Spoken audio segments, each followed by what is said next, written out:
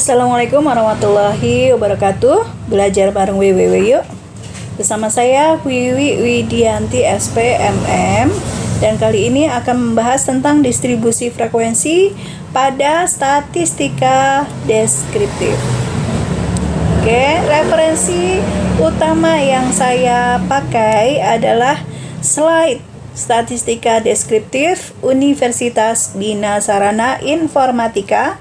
Yang kedua adalah Marwansyah Syayuni Rahmawati dengan judul Statistika Deskriptif, dan yang ketiga adalah J. Supranto dengan judul Statistika Ekonomi dan Bisnis. Pengumpulan data itu adalah suatu proses mencatat peristiwa, karakteristik, elemen, nilai suatu variabel.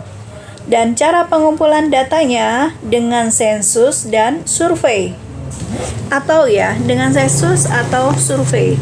Sensus itu adalah suatu cara pengumpulan data dengan jalan mencatat atau meneliti seluruh elemen yang menjadi objek penelitian.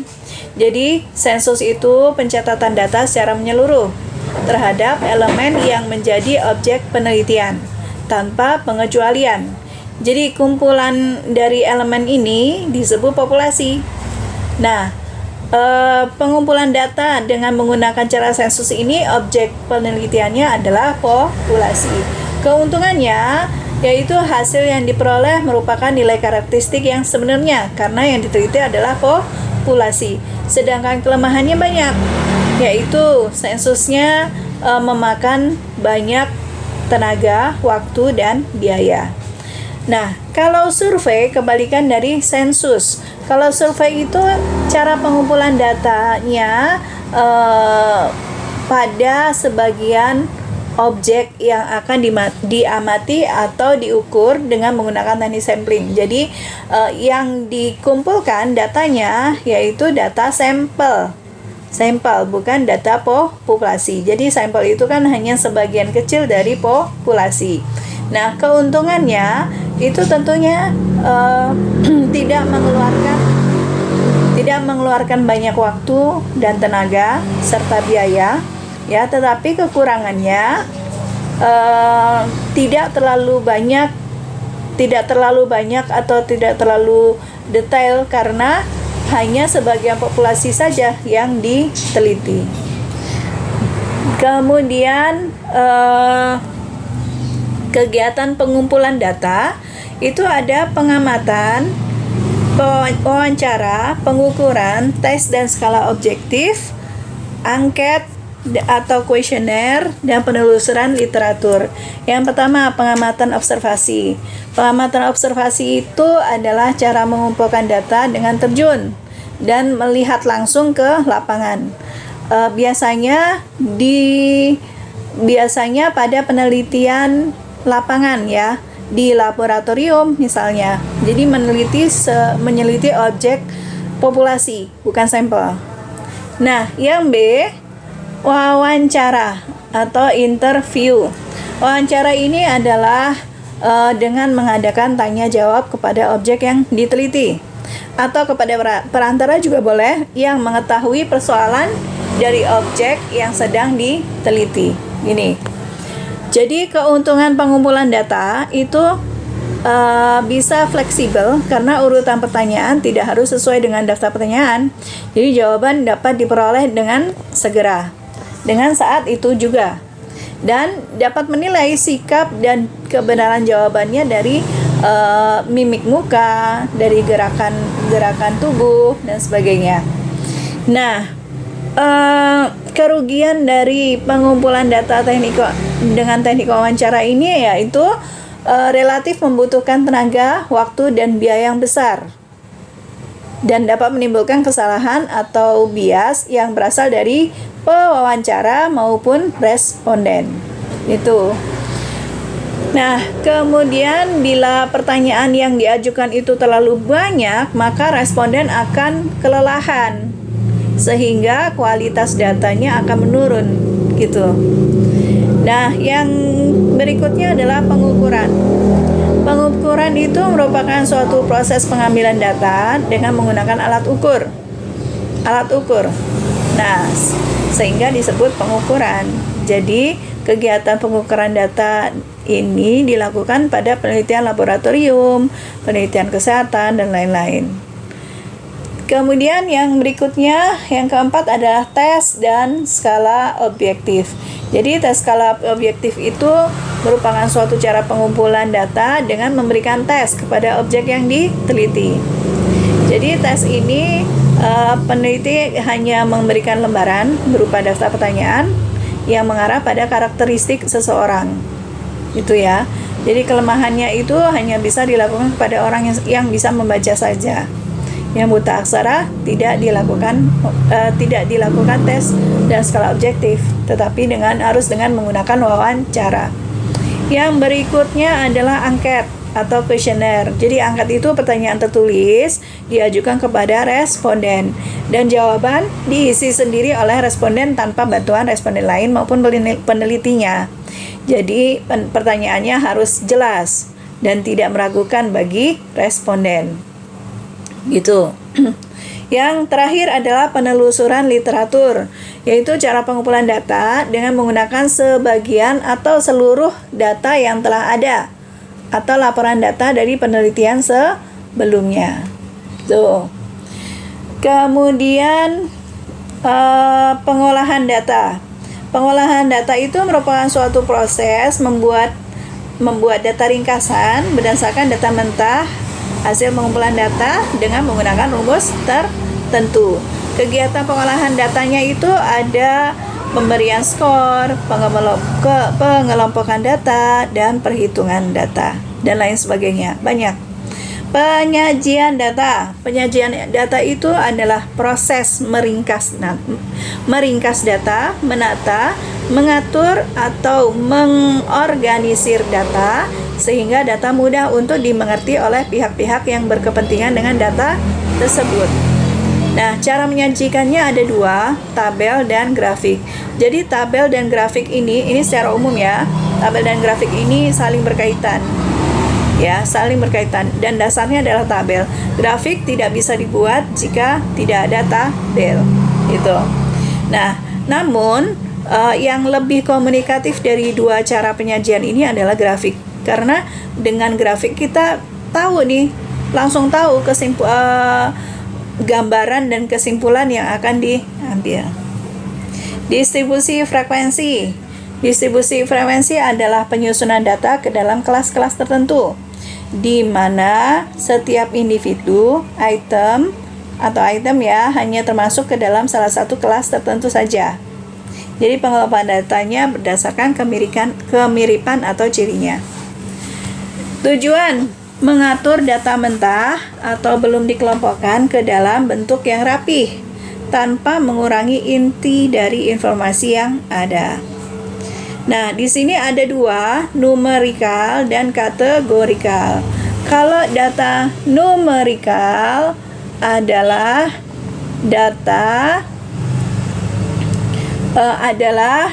pengelompokan data berdasarkan angka-angka tertentu dan disajikan dalam bentuk grafik histogram. Kalau kategorikal, pengelompokan data berdasarkan kategori, gitu ya.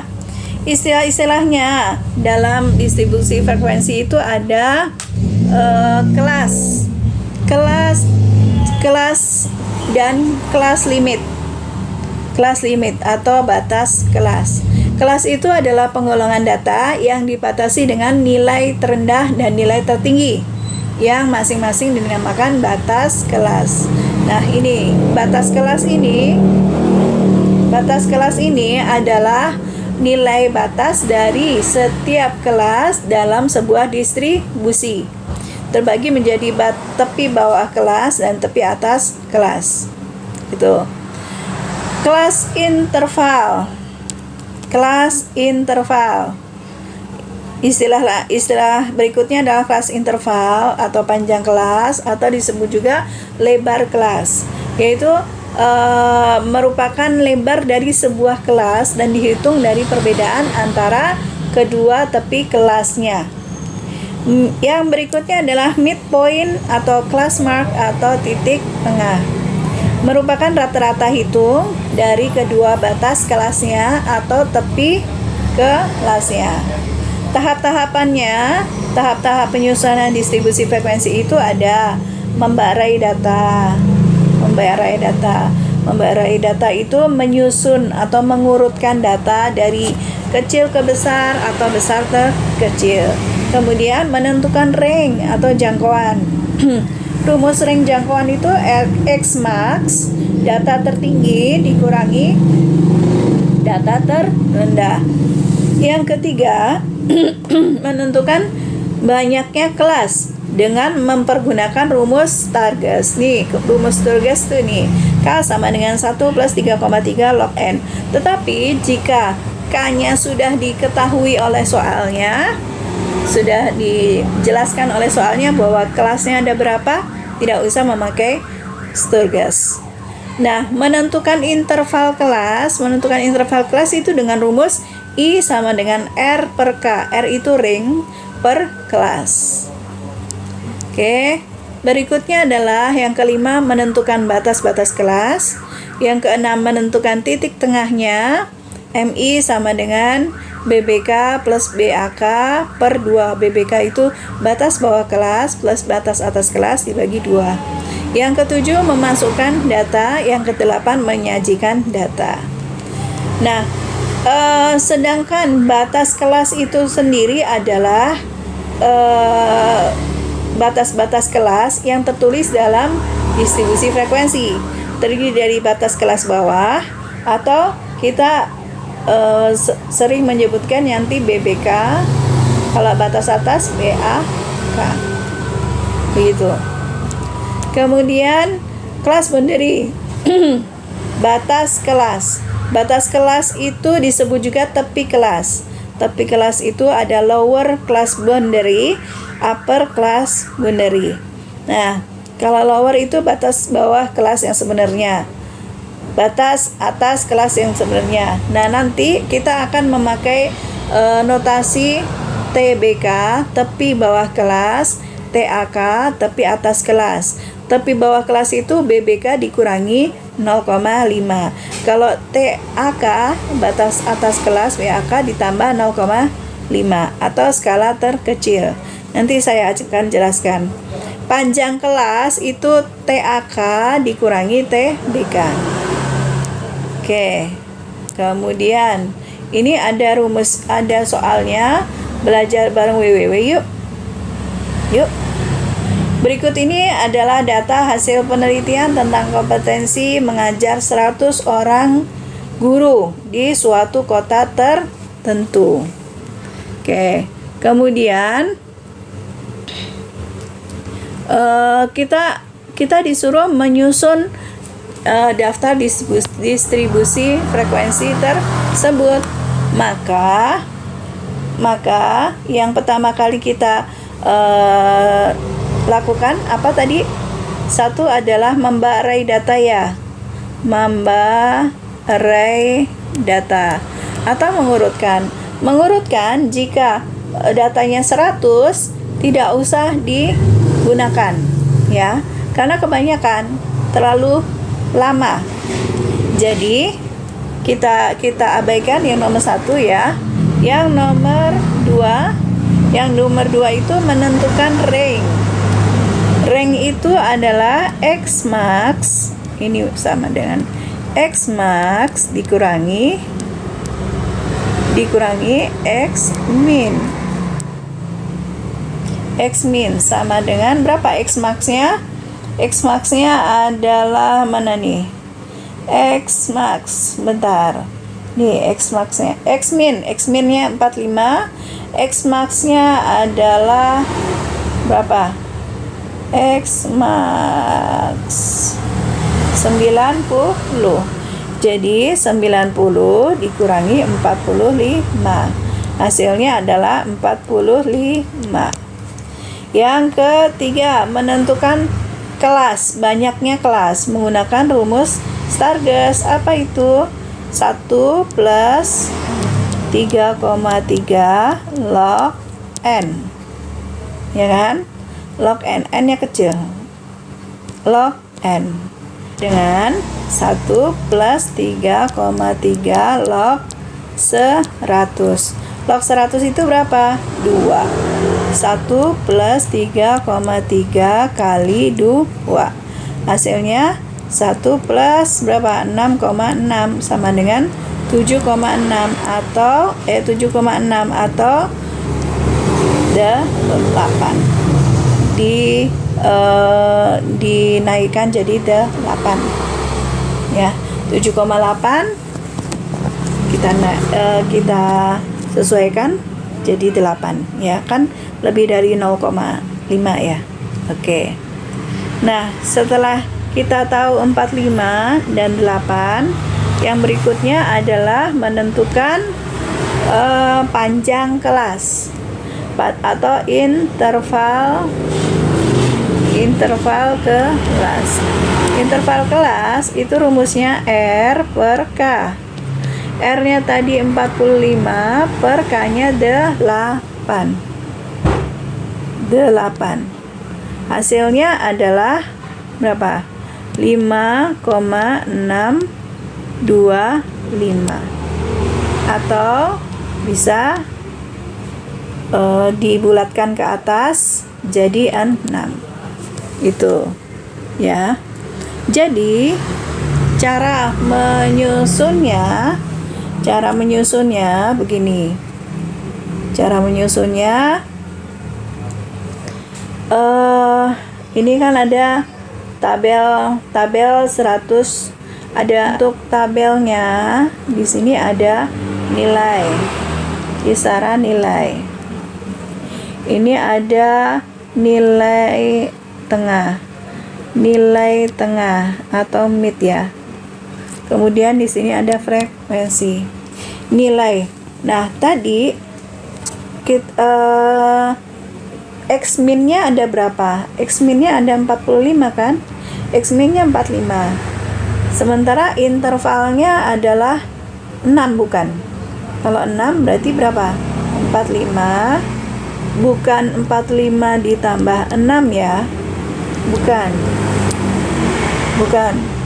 Tetapi 45 ditambah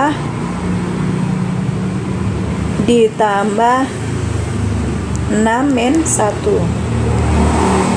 Itu karena sebenarnya kita memakai manual, jadi kita hitung aja 45, 46, 45, 46, 47, 48, 49, 50. Ada 1, 2, 3, 4, 5, 6. Begini kalau manual caranya. Ya, paham? Oke, berarti ini 50. Oke, saya hapus dulu ya. Saya hapus dulu ini.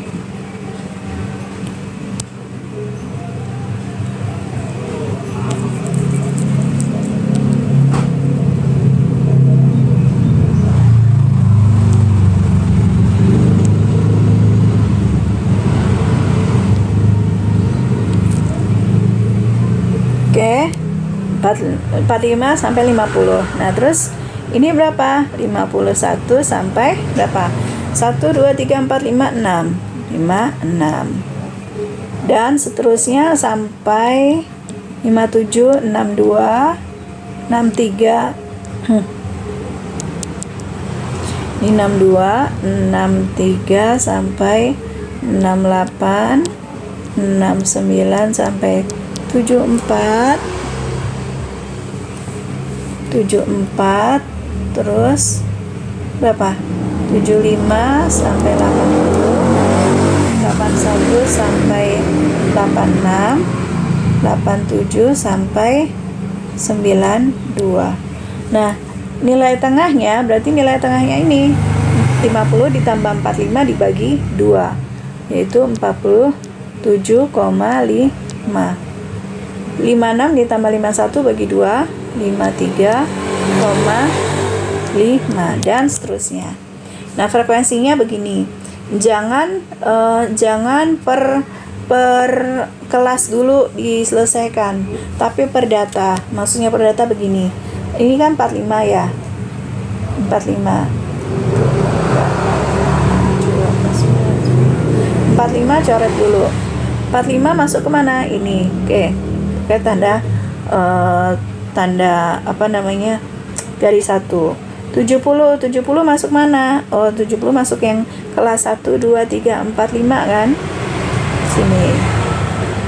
49 sambil dicoret, nanti kelupaan. 65 sini. 53 ini. 65 lagi.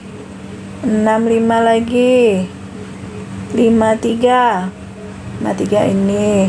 74 57 lagi. 75 mana? 75 sini. 60 ini. 70 sorry, tadi harusnya 70 ini. 75 mana? Sini. 78 bawah. 78 sini ya. 78 70 74 nih kan, karena ini sudah 4 berarti kita coret dan begitu seterusnya. Oke, sampailah kita ke ini datanya.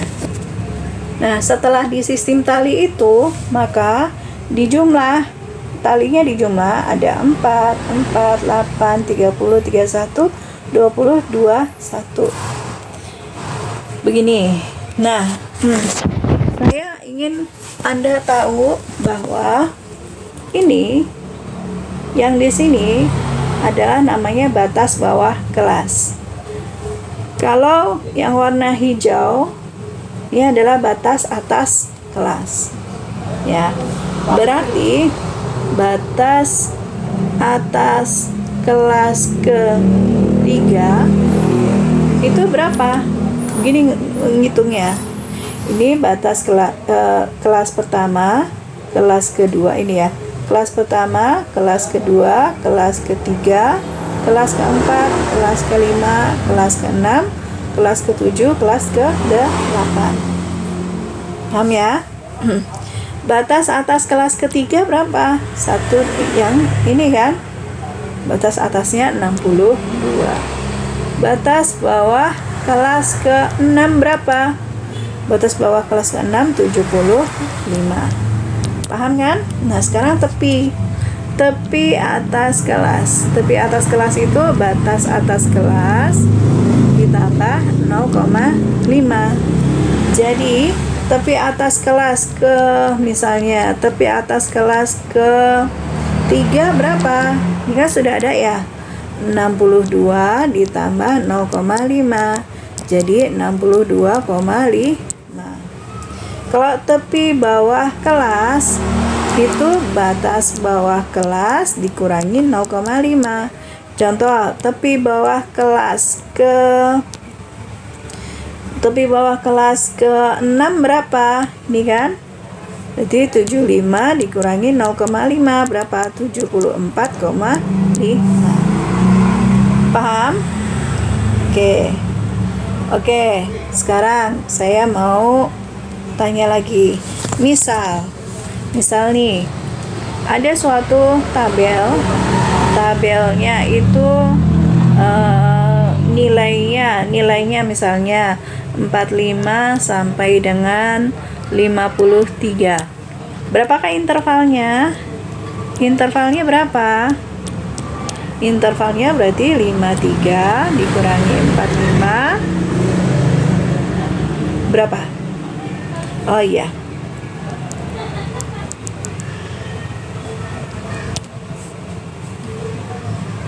Interval kan tepi atas kelas dikurangi tepi bawah kelas. Tepi atas kelasnya berapa? 53,5 dikurangi 4 berapa? 4,5.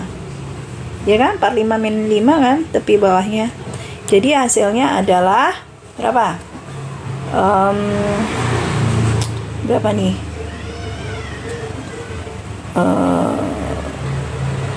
4 9 ya?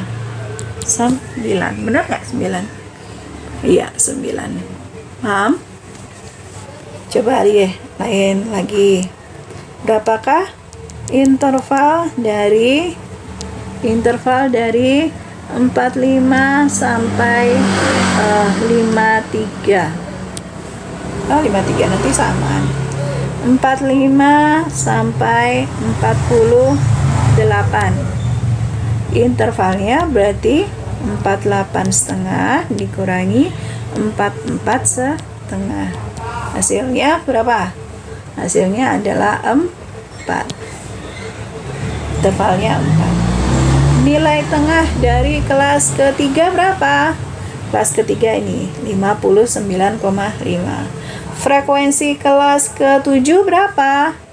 Kelas 7 1 2 3 4 5 6 7. Berarti frekuensinya 2. Oke, saya cukupkan sekian video dari saya mengenai distribusi frekuensi untuk statistika deskriptif.